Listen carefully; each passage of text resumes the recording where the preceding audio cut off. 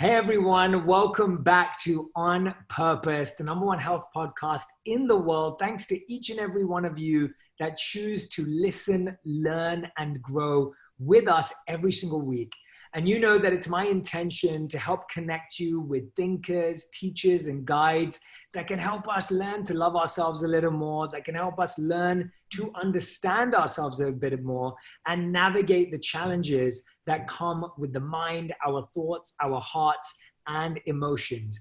Now, today's guest is extremely trusted, extremely an incredible thought leader in this space for countless years. And I feel so deeply grateful to have her on the podcast. Now, today's guest is none other than Byron Katie.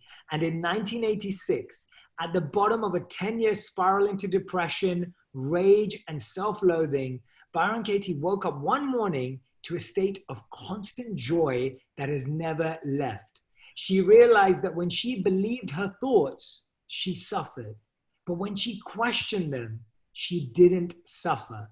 And that is true for every human being. And you know how much I love questions and answers, so I can't wait to ask her.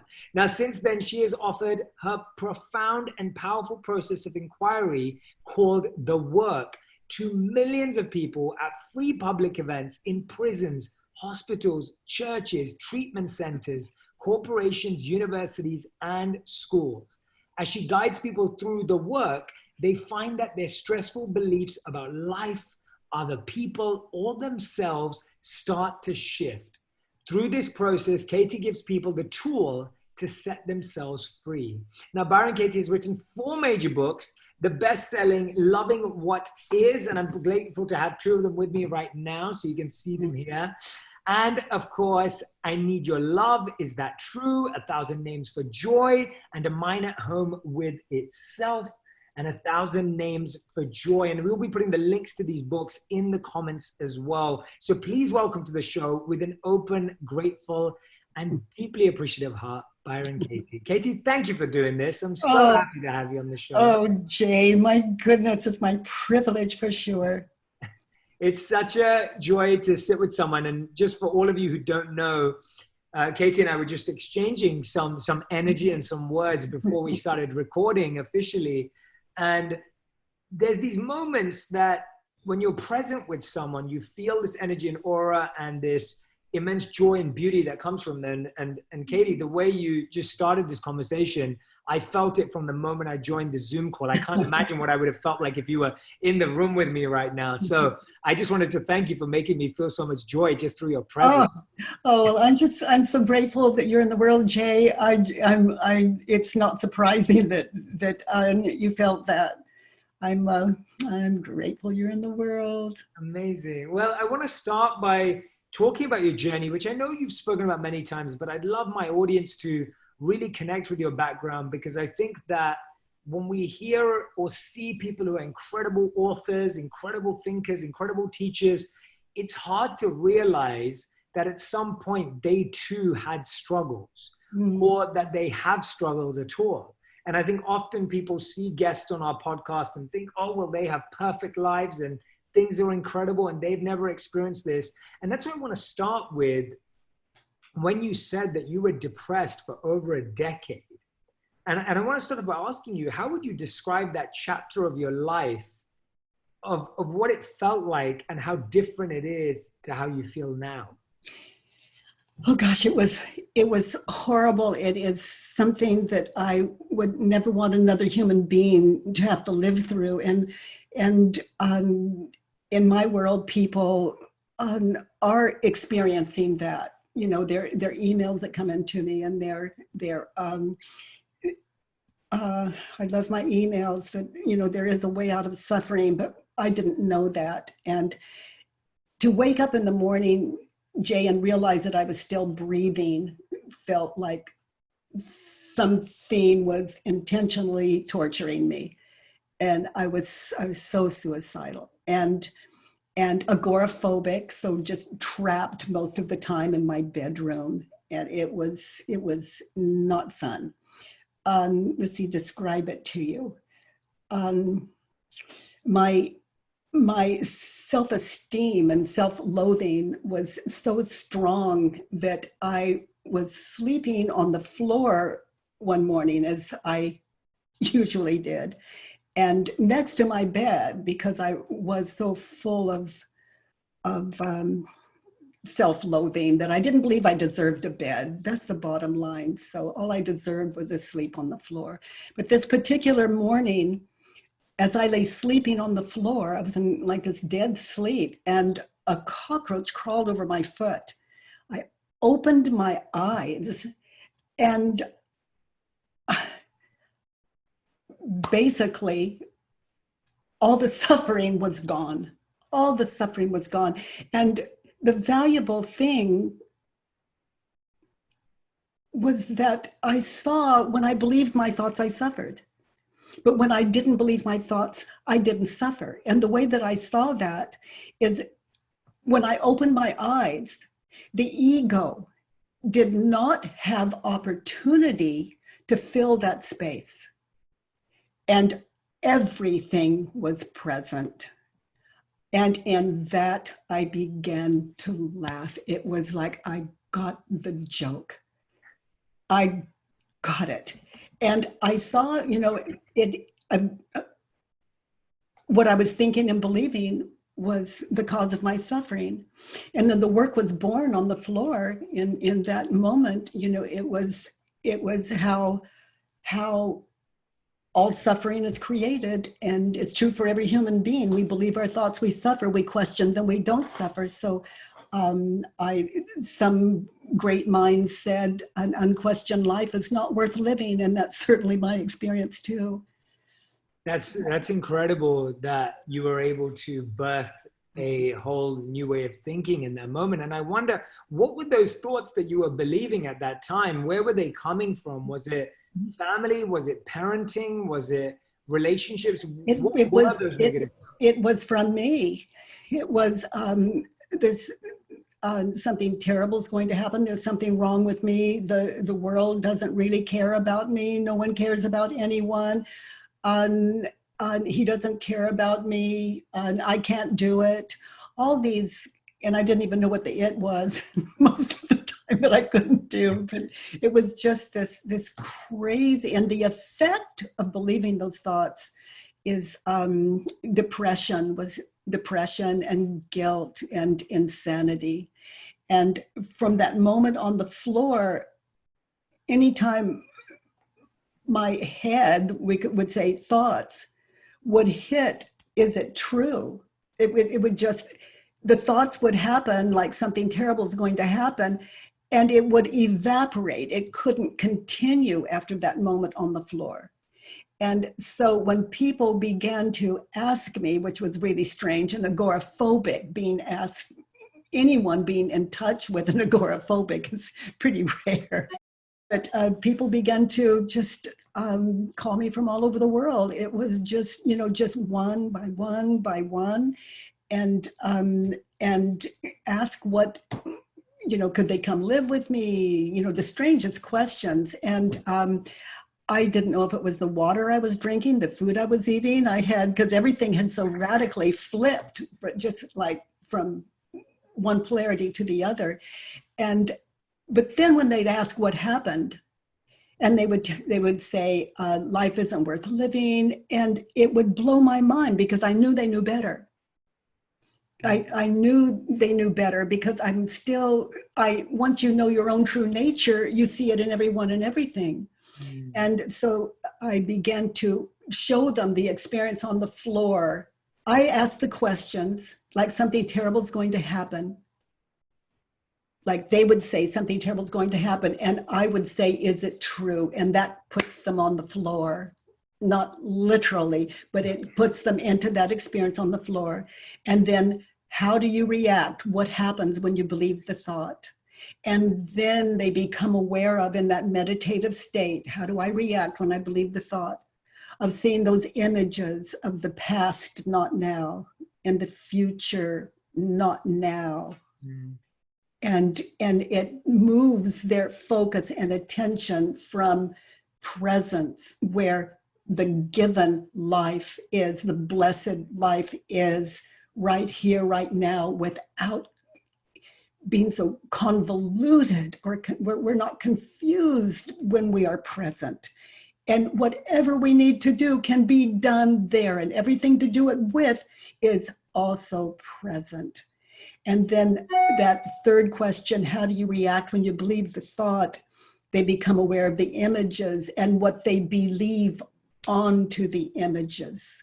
So we have the image of, let's say, this morning at breakfast, and we see that image of that past, and then we believe words onto that image, and then the imagined life is created. And really, that is all of life that most humans understand. It keeps us like in the not now, in the not now, that past, future, that is not. And the movie is so, it's so all encompassing. We really, like, I see me at breakfast, but I really believe that's me, even though I can't take it out of my head. I can't touch it. I can't move it. I can't throw it. That's not I. So that me of the past, me of the future. Now there's 3 of me. And now all of these past, there are a million of me. There are a million of me in the future. It's like, who am I? And if we just, who would it be? That 4th question, who would I be without the thought something terrible is going to happen, for example, dealing with that one. And it just drops the image of the past where something terrible happened, the future where it's going to happen. It dissolves the nothing, all those I's, and the answer to who am I? It's present, just present. And then, people are taking this on as a practice. And as they do take it on as a practice, they see these horrors of the guilt of the past and the horrors of the future. And they are awake to not I, not I, not I, not I, all the not now. So they are with the one they love, the beloved themselves, awake to the given, the love of life, not life imagined, but the love of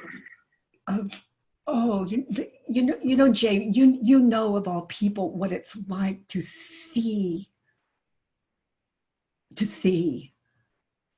It's, oh my goodness, I could add stuff to it. Like, it sparkles, it shines, and it's none of those things, and it's all of those things, and it's humbling. It's being gifted.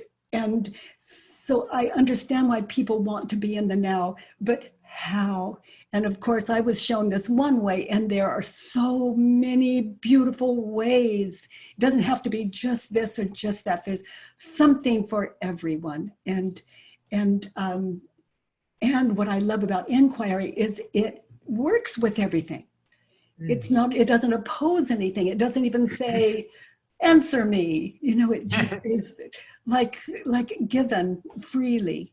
And so it, after all these years, more than 3 decades, it still excites me just to answer your question and feel like I'm taking over your entire program. It's beautiful. I love listening. It's beautiful.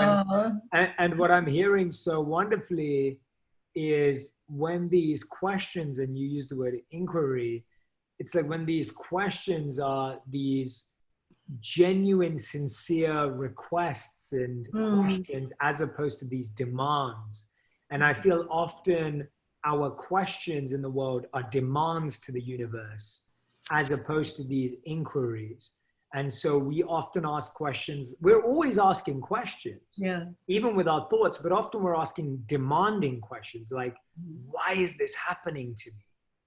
When is this going to end? Why is this not stopping? And those are not really questions. They're rhetorical demands. And I find that when we ask questions like that, we know that, let alone the universe, even our friends would not respond to questions like that, because they're not really looking for an answer. And so I love the way you're reminding us. Now tell us, Katie, if someone right now, and you have shown us the work, you've told us about the questioning process, but if someone right now is, and especially right now, is going through anxiety, depression, suffering from mental health, they are looking at this scenario of the world and they're having those thoughts. Yes. And one would say they're very valid to have those thoughts, especially right now. And there have been Yes. multiple times in history.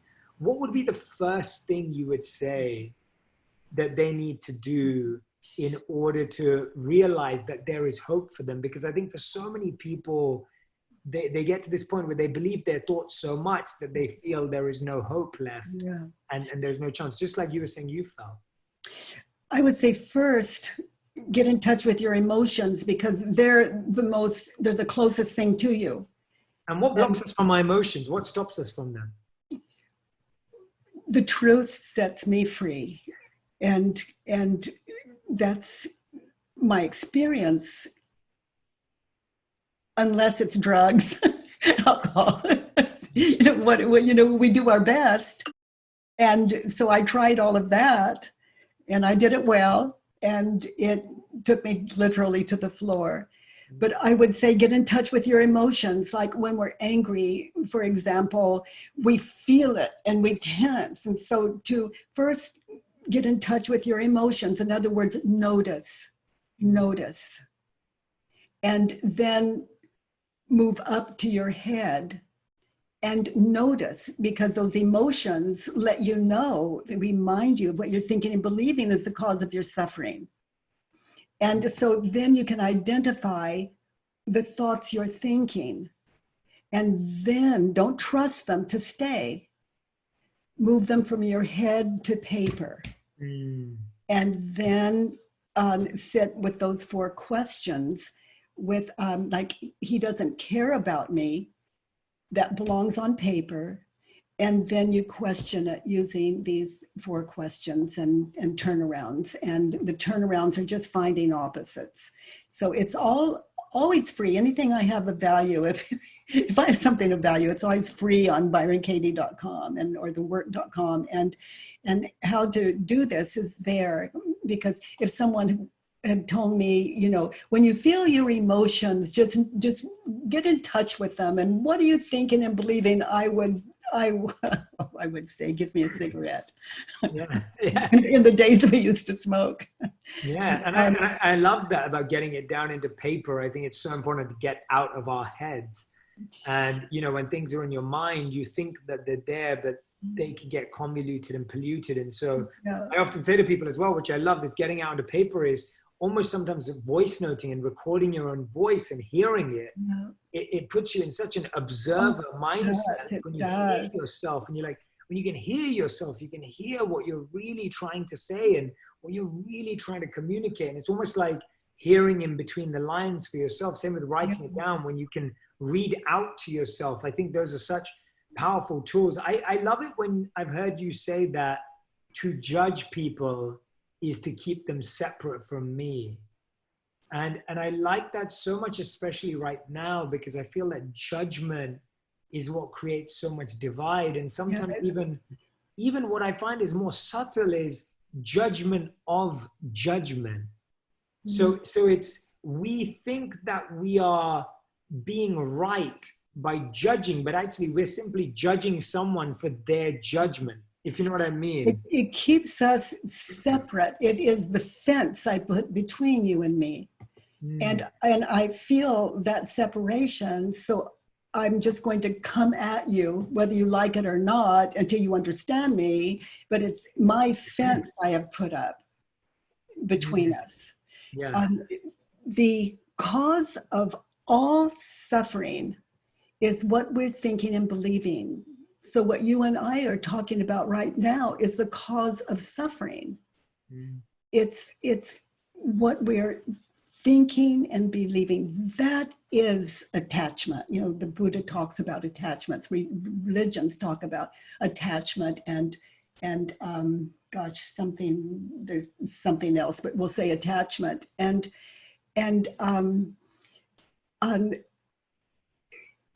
what we're talking about is the most important thing. To identify what we're thinking and believing is to identify the cause of suffering.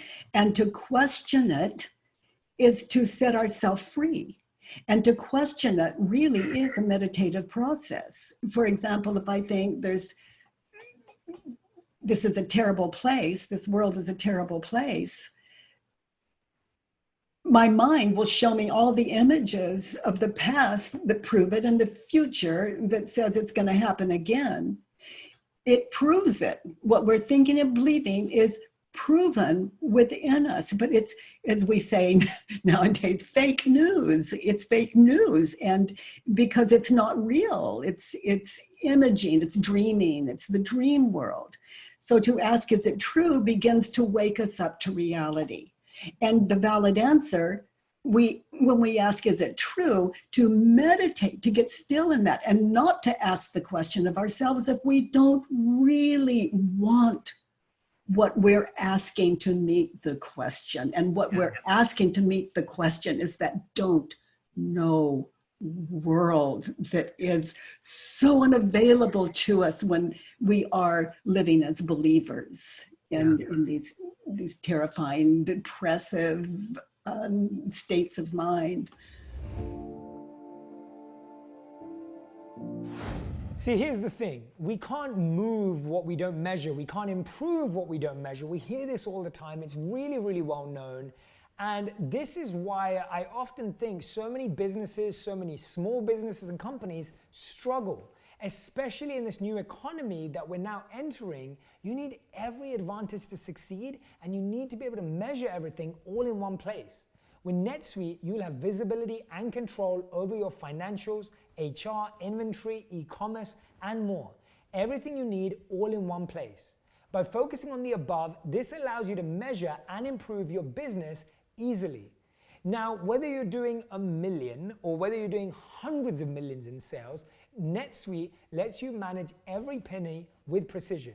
You'll have the agility to compete with anyone, work from anywhere, and run your whole company right from your phone. Like literally, it's crazy. There are over 20,000 companies who trust NetSuite to make it happen. NetSuite surveyed hundreds of business leaders and assembled a playbook of the top strategies they're using as America reopens for business.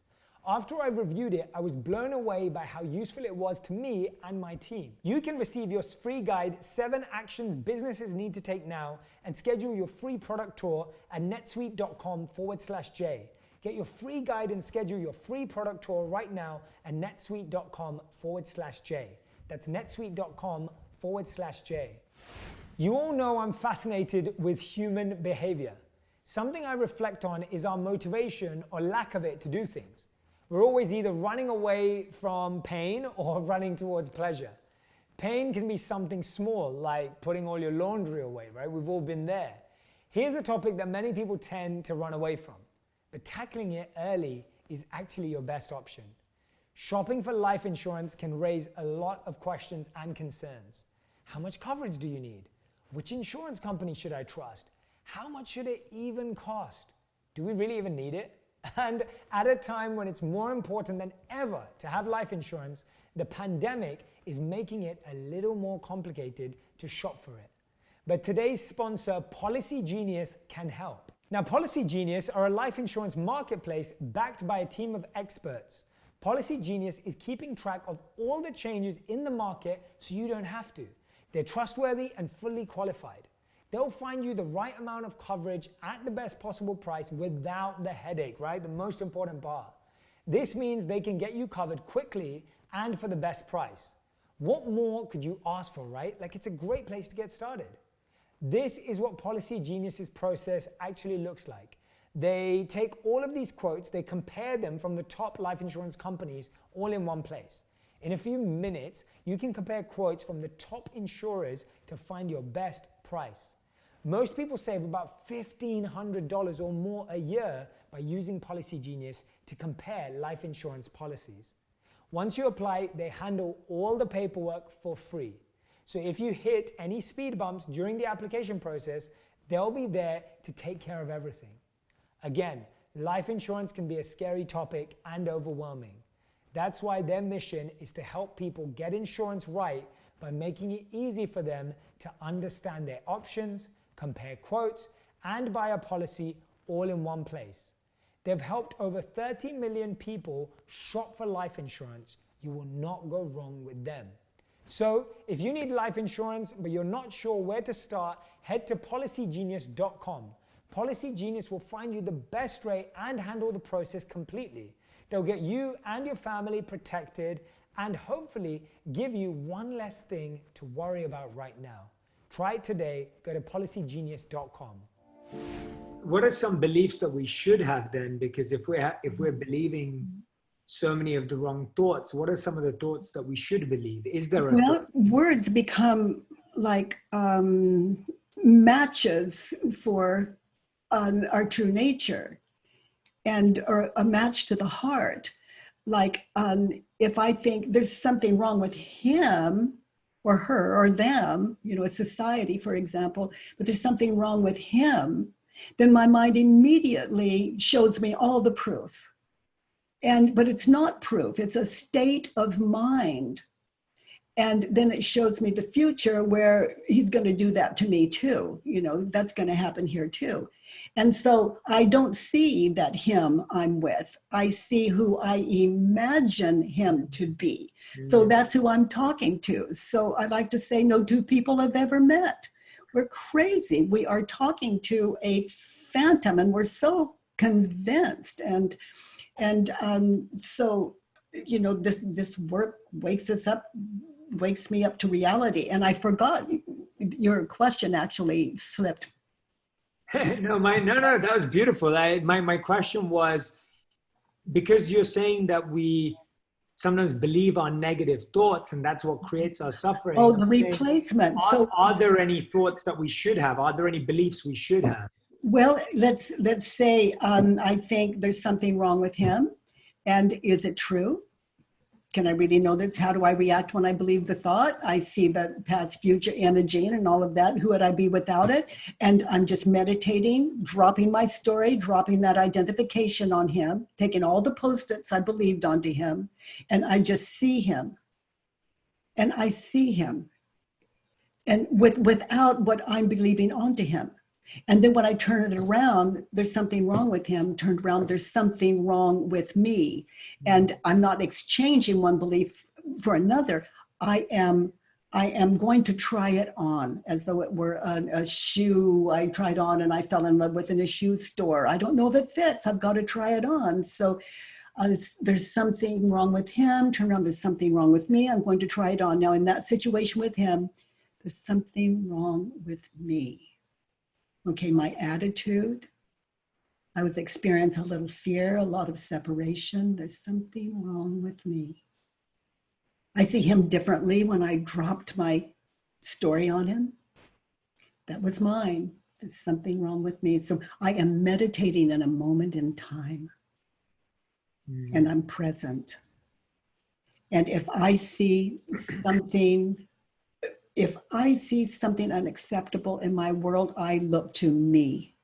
I don't look to other people.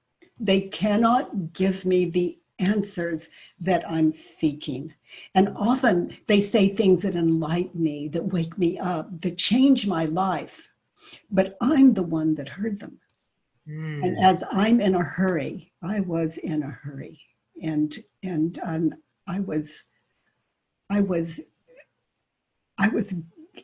granted a gift, and it came freely. And now that belongs to everyone.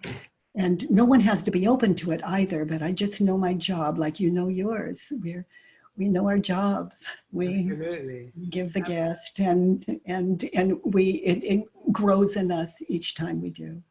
And what about so many people I hear today who are reconnecting with some of the pains in their childhood that they may not have even been aware of? So when we look at childhood trauma, we look at abandonment issues, we look at the feeling of not feeling nurtured, like we look at the feeling of being rejected or neglected as a child, and we carry this and yes, it grows, we do. and it's there, and yes, sometimes we don't become aware of it until we're much older.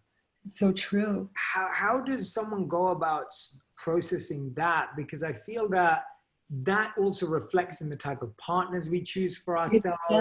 It reflects in our communication with our friends and our bosses and our colleagues. It creates so many issues. It affects everything. It affects our identification. The people I work with, so that they understand how to work with it themselves, is I ask them to go into the trauma, get into the center of that trauma where it was the most painful, and identify, meditating in that situation. And that's asking a lot, but to go back into that situation and identify what they were thinking and believing then. Because what they were thinking and believing then was the cause of the trauma. No matter what that person did to me, what I was thinking and believing was the cause of my trauma. So I identify those thoughts, I write them down, and I have a Judge Your Neighbor worksheet on my website. People can download or work it there. And it's a form with 6 questions that allow us to recall what we were thinking and believing then. Right. So that supports it. And then there are their thoughts, what they were thinking and believing then, the cause of the trauma. And then they question those thoughts. And they question it from a meditative state, from that situation, from the center of that terrible situation. Doesn't mean the other person isn't guilty, but it's still, what still remains is what I was thinking and believing is the cause of my suffering. So I question those thoughts, and the trauma breaks, and I am enlightened to the cause of my suffering. And that is what I was thinking and believing. And then I have a lot to do. I have a lot to do after that. It's another worksheet and another worksheet. And, my mother, for example, said one day, let's hypothetically say, she said, Byron Kathleen, and I'm just a little kid. I'm just goo goo gaga. I'm just, and it doesn't mean anything to me. And she says, Byron Kathleen, and it means nothing to me. And then let's say 3 weeks go by, and she says, Byron Kathleen. And then one of my siblings say, Byron Kathleen. And my mother says it, my father says it. And then one day my mother says it, and I believe. I believe. And prior to that, I was not. Wow. The moment I believed, I am. And the same with, I'm a female. I'm this age. I have this color hair. I have this color skin. I have this. And now you have this, and you are that, and you are that. So I'm multiplying, like being in a mirror. And the whole world is reflecting what I believe back to me. So to go back to the beginning. Wow. And question, my name is Byron Kathleen, and that's so close to the ego. I don't invite people to go there. But if let's say you're raising children, this work is free. All it will cost you is your identity, and leave you in a kinder one. That is so powerful. What you were just saying there about constantly taking back to what was your belief at that time? What were your thoughts and your belief at that time? Because there are so many times when we believe and we have created a thought that we trust this person, yet we never knew if they were trustworthy. We never allowed them to earn our trust. We just gave it to them. And then we wonder why they broke it. And it's because at that time we chose to give them our trust. When we consider what we were thinking and believing, we look to ourselves. Yes. They didn't con me into trusting them. I believed this, and this, and I trusted that. Yeah. Now you say in that regard, you also say that there's nothing that isn't a gift. It's a friendly universe, you say. Yes. Oh my gosh, yes. It is a friendly universe. I get goosebumps just hearing it from you. It is a friendly universe. But what I'm thinking and believing about this universe could use a little work if I don't love it as it is. And we question what we're thinking and believing about life, and it leaves us in a friendly universe. It's the most it's a radical thing to wake up to reality. No downside. It's hard to accept because of our desire to control and our desire from our ego for things to be the way we want them to be. Yeah, our desire to be God. Correct. And that's and our desire to be God is an honest thing. It's just flipped into the ego's possession. So it's so we question what we're believing, and we become very humble, and then eventually we see that we, oh boy, this is wild, but still it's like I believed this universe into being, and if I don't love it, I need to question my universe. And that means question what I believe about you, about me, about them, about it, about God, about everything, and wake up to reality, and without any preconceived idea about what it is. And in my experience, it's nameless anyway. Nameless would take away from the beauty. It is that beautiful. And to even claim it says what it isn't. It's more than that. It's disrespectful for me to even attempt. It's more beautiful than that. And I know that my community will be really interested in this, Katie, is how does this then affect our relationships and our communication with those that we love? Closer. No space, no distance, no separation, just living out of our true nature and trusting that. It's a fearless state of mind, which means that there's nothing we cannot accomplish. We wanted to accomplish something.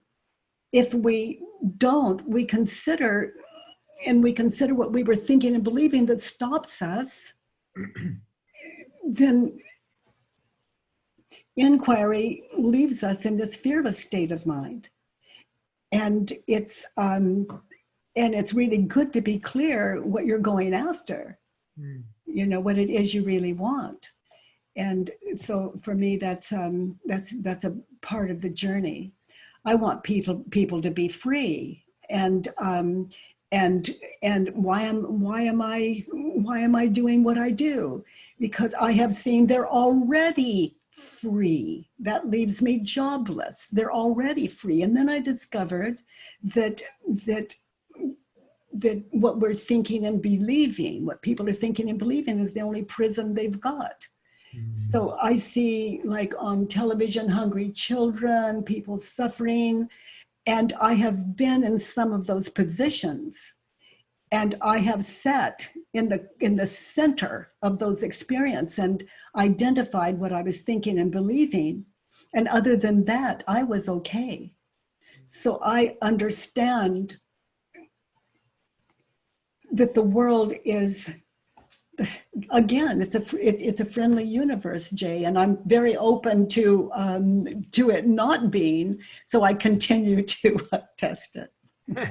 And your test seems to be proving your hypothesis correct. I see a lot of good.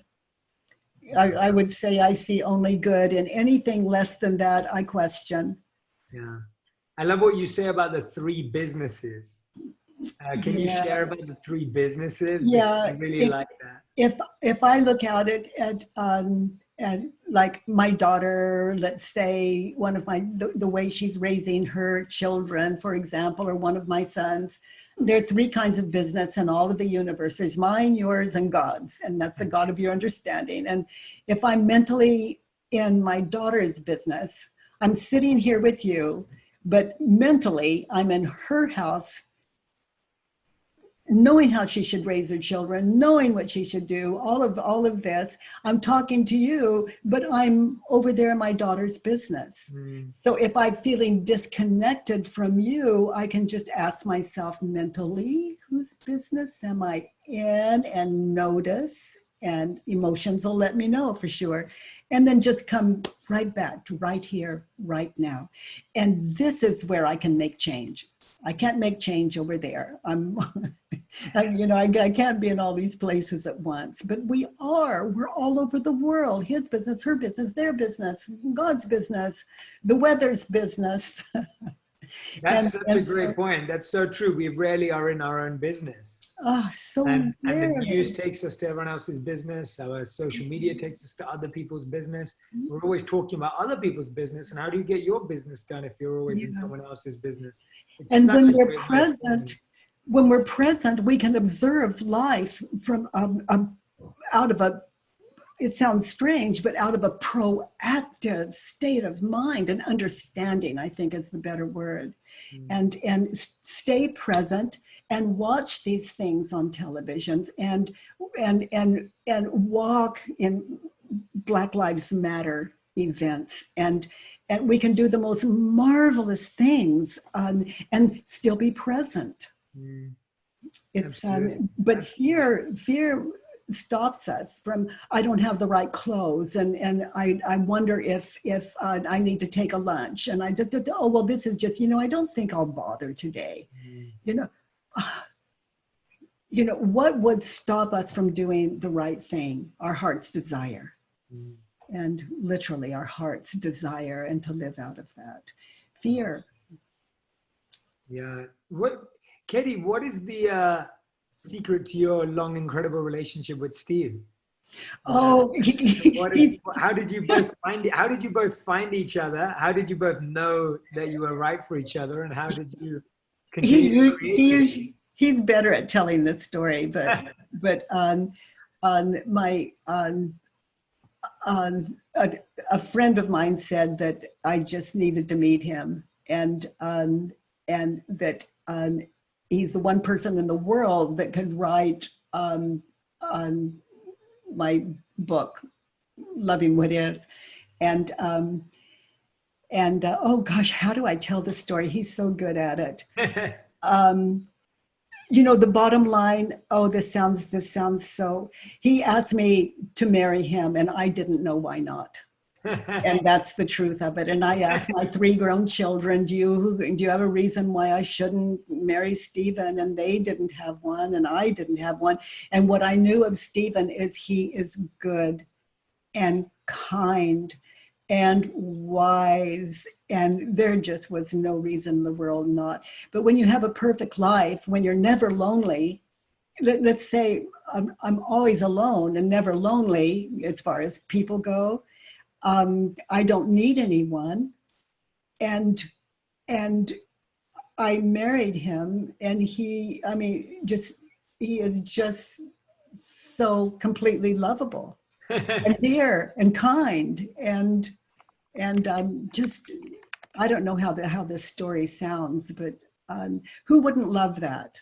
Absolutely. It's goodness and kindness and fairness and brilliance and all the things.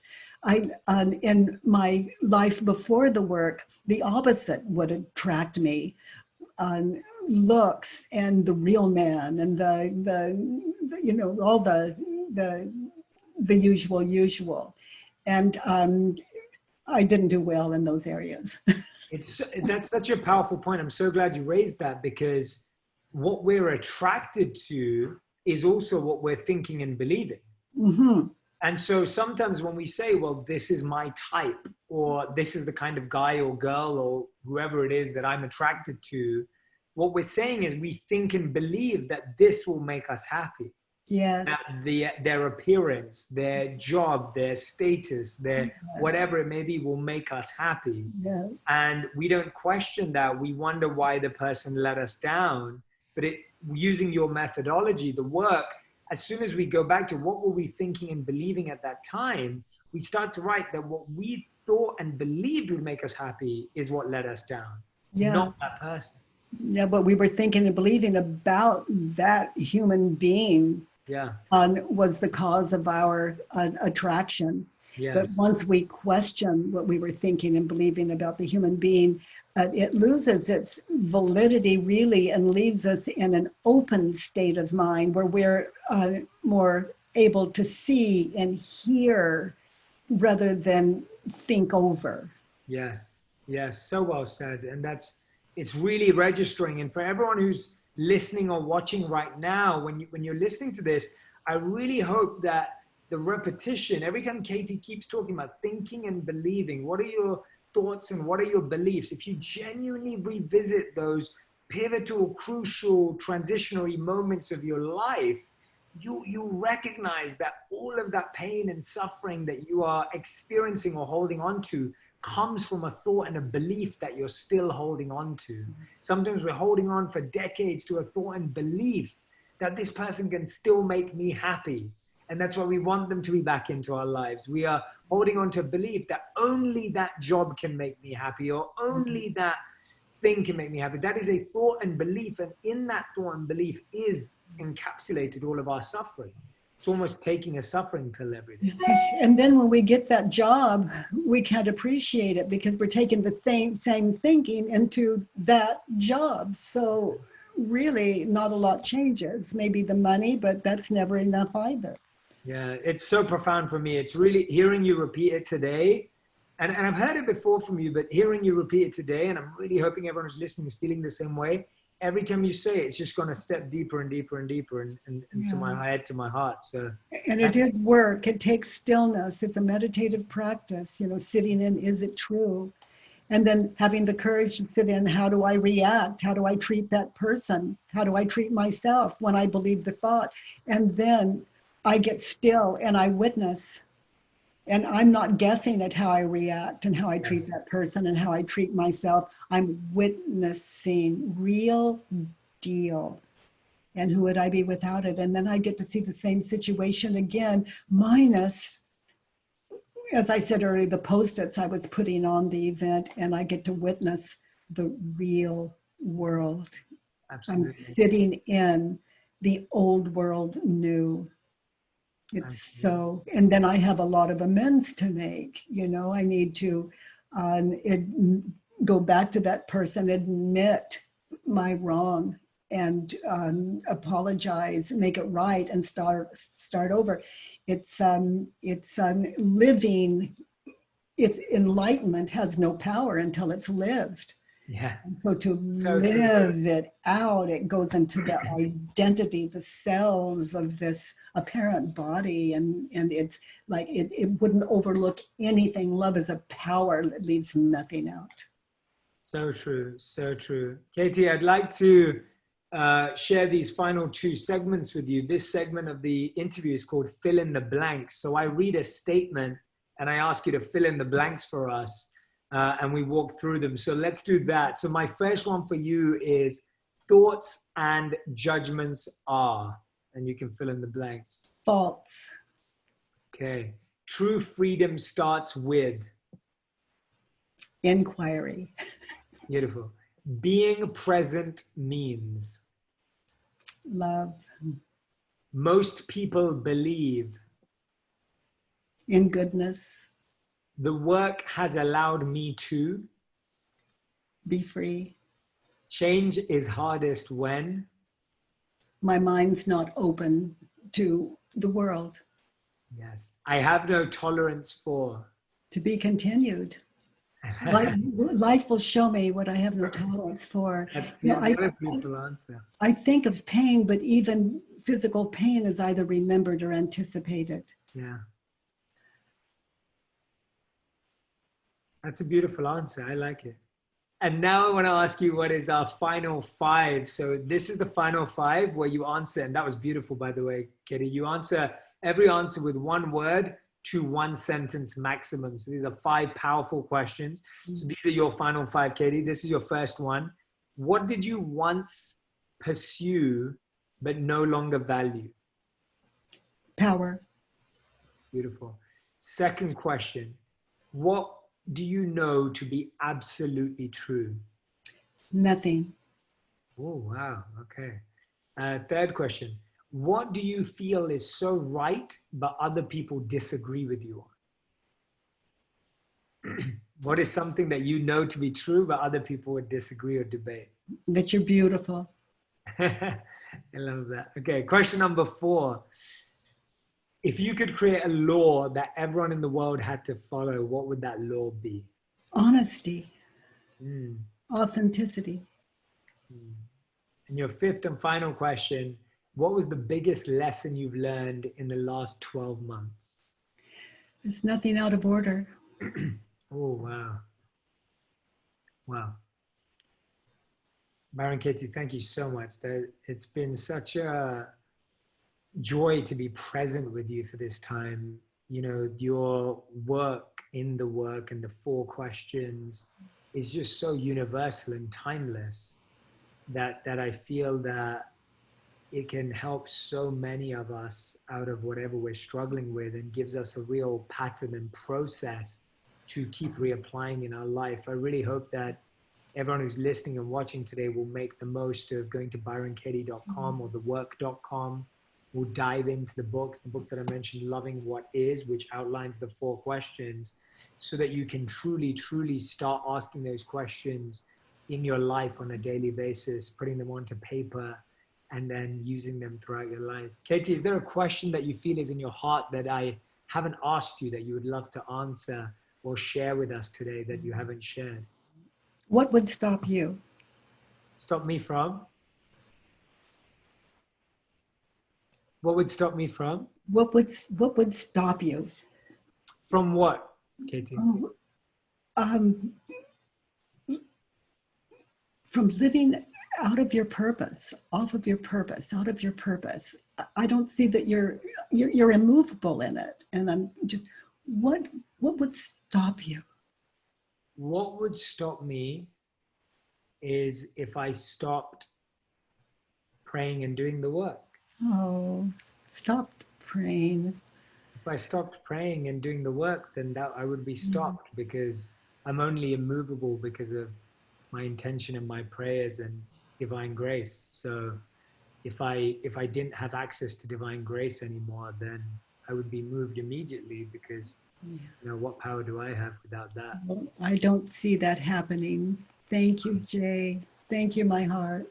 No, thank you. Please give me your prayers and your blessings. They would be very deeply appreciated, and I would welcome them with my full heart, because, and I can just see there is so much love in your eyes and your heart that I feel so fueled and nourished deeply by the energy you're sending my way.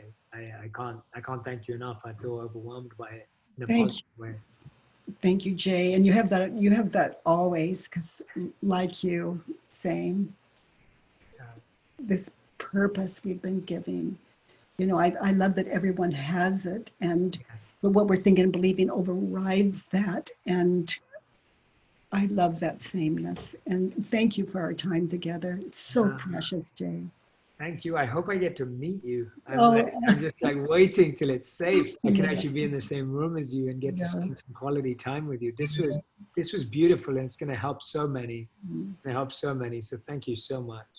Thank you, Jay. To be continued. Yes, absolutely. I'm so grateful. Thank you, Katie. Everyone who's been listening or watching, please go to byronkatie.com to find out everything, to get the worksheets, to get access to everything that Katie has shared today. Please do not miss this incredible opportunity that stands for all of us to start making this progress right now. No excuses. It's all free. It's all there.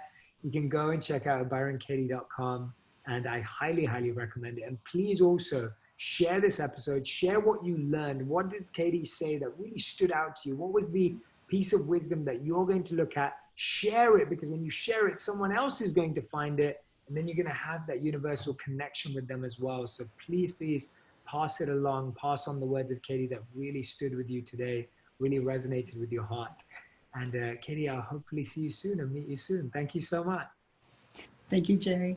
Hey everyone, my name's Jay Shetty, and welcome to my YouTube channel. Every week I'm sharing 3 videos that are going to help you feel more fulfilled, feel more happy, and more successful. Make sure you subscribe to this channel so that you can find out about the videos as soon as they launch. Press the like button and leave a comment, and let's keep making wisdom go viral together. Make sure you subscribe.